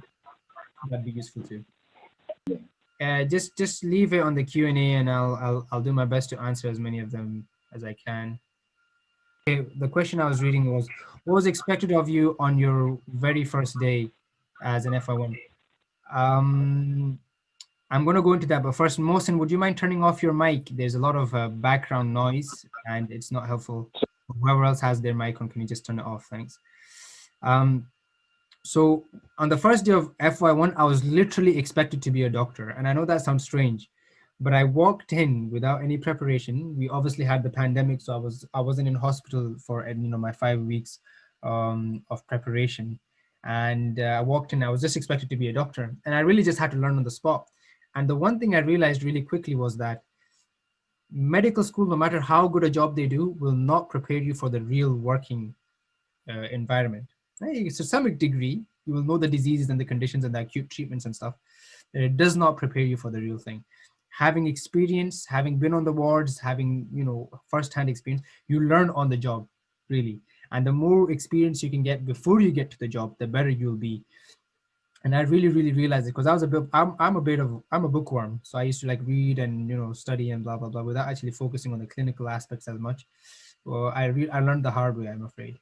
So really, you're expected to be a doctor. You're expected to make decisions. You're expected to prescribe. You're expected to treat acutely ill patients. You're expected to make referrals. You're expected to discharge people, and you learn a lot of this on the job. But it will help you if you get on the clinics. Okay, there's quite a lot of questions. I really like this. Keep them coming. It says, is it better to do paper flashcards or digital? I would say digital ones, because I used to have my Anki. I still have my Anki app on my phone, and I could just access it on the go, on the bus, or whatever.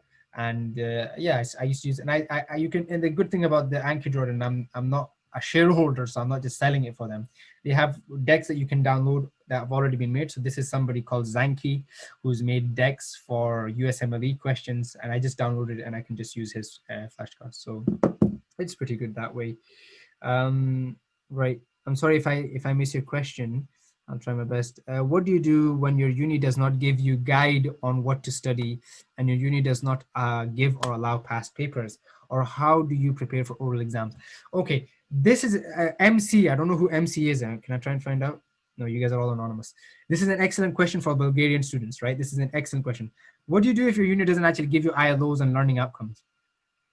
Speak to the people in the year above you, and speak to many people in the year above you, because they will know what came up in the exam. They will know what techniques they did. They will have regrets. They will have things that they're really happy that they did. Speak to them. And the more you speak to them, the more you get advice of them, the better you begin to understand, okay, this is the stuff that they're looking for. This is the trick that they're playing. Remember, the exam is like a boxing match, right? It's you versus the faculty. It's you versus the paper.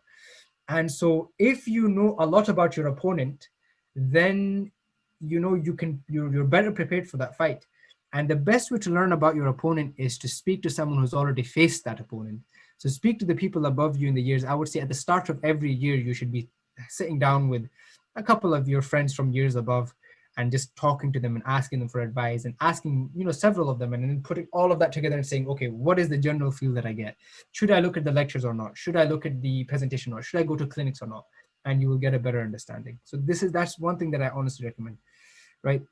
How many years of certificate we got after enrolled for graduation course? I'm really not sure what that question means, Silwal. I'm sorry, I'm going to have to move on from that one. Do you find that there's a difference between medical graduates from the EU and the UK? Good question. We have a lot of registrars from the EU, so like senior surgeons or senior medical practitioners or registrars or clinical fellows, but we don't have many medical students from the EU. Medical students who, I don't think there's a big difference. I think provided you can understand the language and you don't have a language barrier, you will do fine, because medicine is medicine anywhere you study it, right? They will have to cover the basic principles. You will have to do certain number of tests before you have been tested to a certain degree. So provided there isn't a language barrier, I think there's no difference. It will depend on the individual, how much effort they put in and how much, how competent they are. Are you willing to share any notes made from your med school? Frank is a very confident individual. Frank, I don't think there's a lot of my notes. Like I said, I have many regrets, and one of them was that I made a lot of notes, and the vast majority of my notes were handwritten. So I'm afraid unless I can find the time to scan hundreds and hundreds of pages of notes and send them to you, I don't think I'll be able to share them, to be quite frank. Even the notes that I typed up, to put my hand up, even the notes that I typed up, I printed them off and put them in a folder because I preferred the physical thing as opposed to the stuff online. I felt like that helped me. It's a personal preference. But yeah. Do you ever use Evernote to take notes? No, I don't use Evernote. The one app that I use is OneNote, and I'm happy to show you this. Actually, this is actually quite relevant. You can still see my screen, I'm assuming. So OneNote, have a look at this.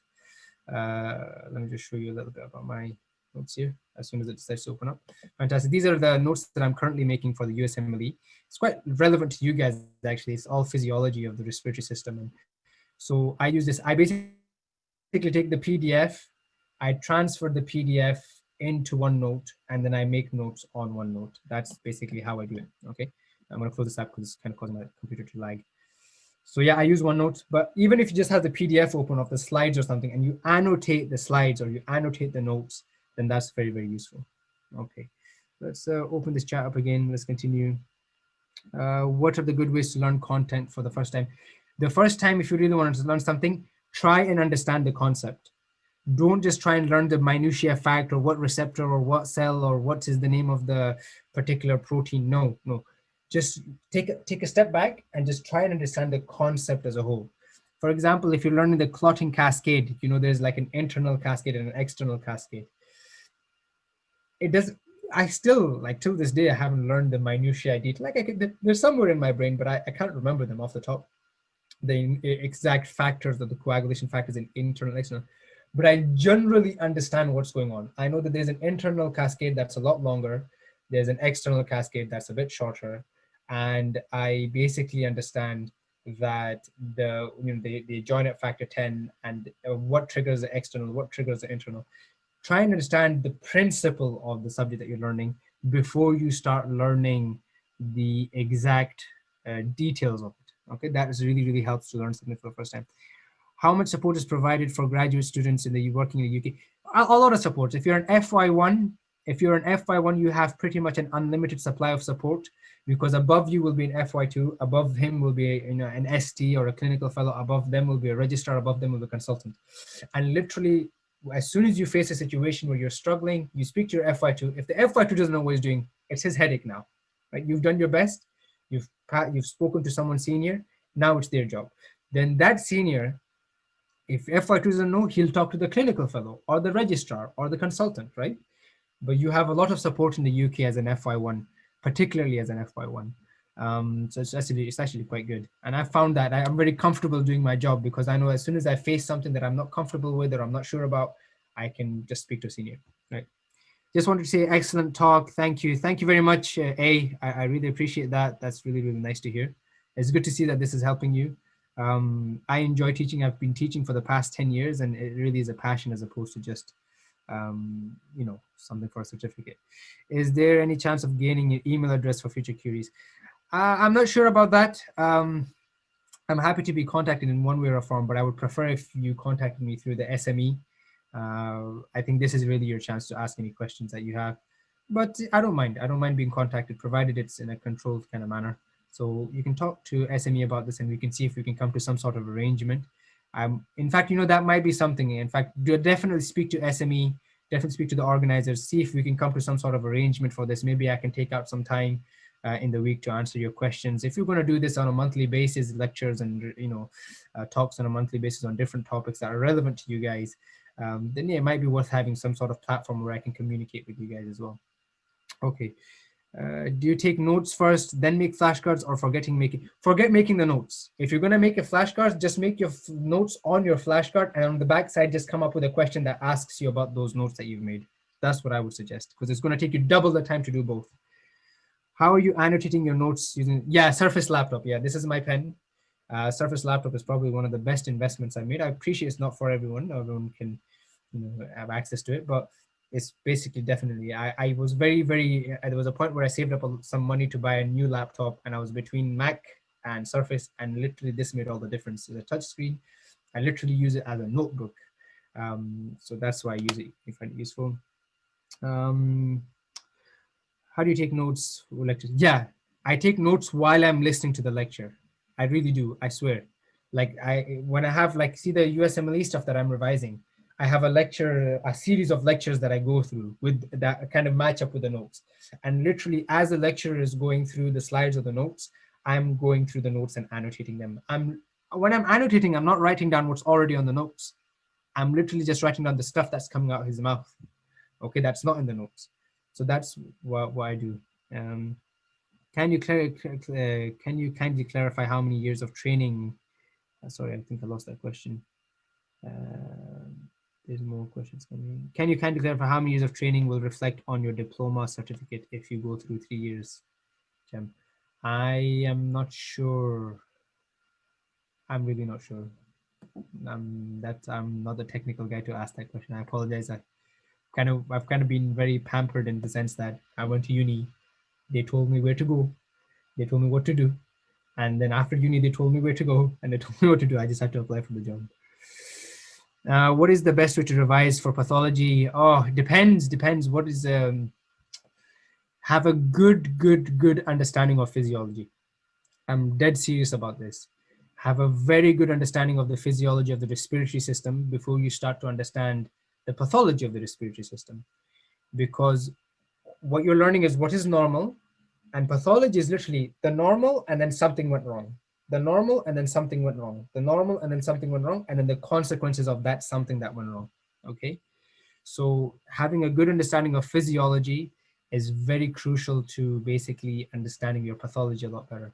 Okay, and then practice, pattern recognition. Thank you so much, Ehsan. Thank you, Puru Soth. I hope I'm pronouncing that roughly correctly. Feedback. How can you understand difficult concepts and theories? You just have to find someone who can explain it really well to you. Whether you find that on YouTube, whether you find that on Lectorio, whether you find that on Anki flashcards, whether you find that from me, anyway, right? Whether you find it from your lecturers or your friend, you need to find someone who can explain it to you in a way that you understand it. And that's going to be different for different people. I prefer to hear things and watch things. I don't understand difficult concepts when I read them in a book, but I really understand them when someone talks to me about them or someone tells me about them, and then I can have a chance to ask them a few questions to clarify a few things, and boom, that's it, concept sealed, solid in my head. Even if I forget the details, the concept is there now, okay? And like I said, you learn this from being on the wards, being with clinicians, being with patients. John, again, how do you understand something? How do you learn physiology and understand it? I think I've addressed those questions above.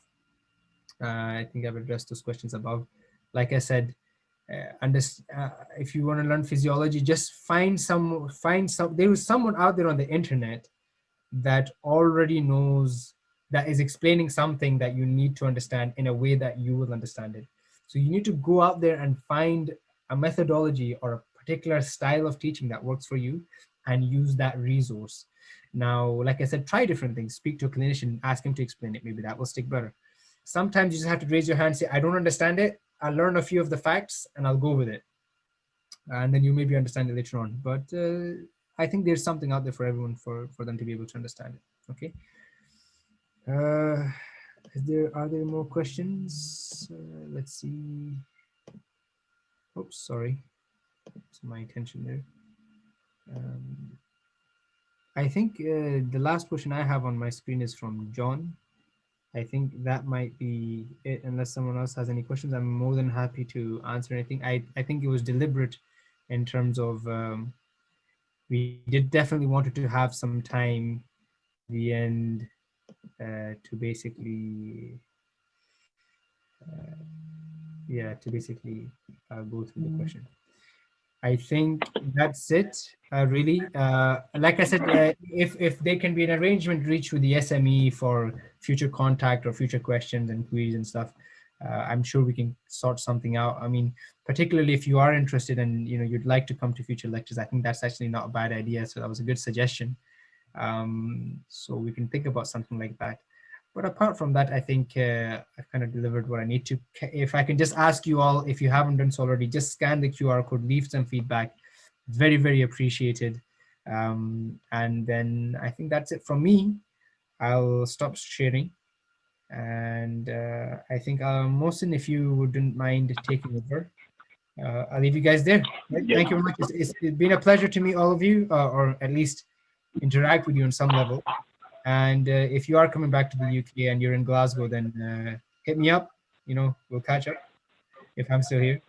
So let's take it from there. Okay, right. Thanks a lot, Mohsin. I think I'll leave you there. Is that all right? Thank you, Ehsan. Okay. Okay, guys. That's pretty much a wrap for today. Again, first of all, I want to apologize for all the technical issues. This is our first webinar of many. So it's going to be fun. It's going to be exciting. We're hoping to do one of these every month or so, just with various topics. So really, we've been given an opportunity here to sort of set up whatever we want and the resources for it, which is why one of the questions in the feedback form is, what kind of topics do you want to hear about? So I've been talking to max back surgeons, I've been talking to cardiothoracic surgeons. I just don't know if that's what you guys want to hear. So let me know any topic related to do with medicine in terms of getting people in. We can try and arrange that for you. Another quick thing before everyone leaves, I'm going to just quickly share my screen. Yeah. Can everyone see this? So basically, we just made an Instagram account now, so it's easier for everyone to sort of follow what we're doing and everything. Again, as well as this, please do just follow general social medias for SME, but this one will be specifically for our department in terms of throwing these webinars, throwing these symposiums, and so on and so forth. So I'll leave this up here. I know a lot of people had some questions. Thank you. Anything pressing? No, great, okay. So yeah, feedback form, as soon as you guys fill in the feedback form, basically you will get a certificate emailed out to you as well as a reference document. And in the reference document, it's just really the topic I didn't get a chance to talk about, which is systems for intelligent learning. So hopefully you guys enjoy that. And there's a lot of links and things in there you guys can just click on and explore whatever the topic is. But yeah, thanks again so much for coming. I think the next one will be, because I know a lot of people have exams, me, myself including. So the next one will be somewhere around the end of January, so 29th, 30th, 31st, or at the start of February even. Again, we do have ideas, but we want to hear what you guys want to hear about, and we'll try and set that up as best as we can. So do let us know. Thank you so much, and take care. Stay healthy. Merry Christmas and Happy New Year. I'll leave this call here for now, just so you guys have this in front of you for Instagram. It's just called SME Symposium, and search that up and give us a follow. Thank you so much.